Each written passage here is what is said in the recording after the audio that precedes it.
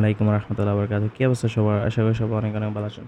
So অনেকদিন পরে আসলাম trade করার জন্য। সো আমি first of all higher time ফ্রেমে গেলাম, যে উইকলি টাইম ফ্রেম চেক করলাম, ডেইলি টাইম ফ্রেম চেক করলাম এবং 4 আওয়ার টাইম ফ্রেমে গিয়ে আমি একটা সাপোর্ট ড্র করছি 4518-তে। তারপর একটা রেজিস্ট্যান্স ড্র করছি। সো এখান থেকে মার্কেট স্ট্রাকচারটা আমি বুঝে ট্রাই করতেছি মার্কেট কোন দিকে ট্রেন্ড। ডেইলি বায়ার্স হচ্ছে বেয়ারিশ, সো আমি সেল সাইডে ট্রেড নেওয়ার জন্য ট্রাই করব। সো আমি দেখি শর্ট ফর্মে যদি আমি বাই সাইডে ট্রেড নিই তখনও আমি ট্রেডটা নেব। এখন তো আমি স্পেশালি আপনার ফান্ডের অ্যাকাউন্টে ট্রেড করি, দেখি যা কী হয়। সো আমি একটা ট্রেড পাইছি, সো এই ট্রেডটা আমি নিছি। সো আপনাদের কিছু দেখাইতেছি এই ট্রেডটা কী হয়েছে। Guys, here is my trade.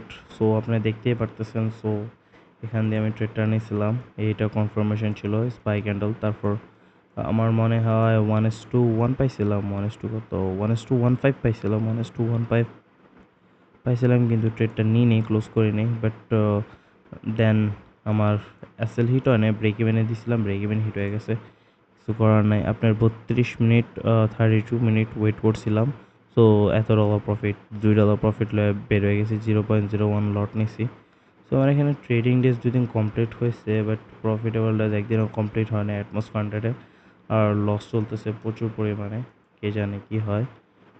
বাকিটা আশা করা যায় কি হবে। আর ফান্ডেড ইয়া তো আপনার অবস্থা খারাপ পুরা, ফান্ডিং পিপসেও দেখা যাক কি হয়।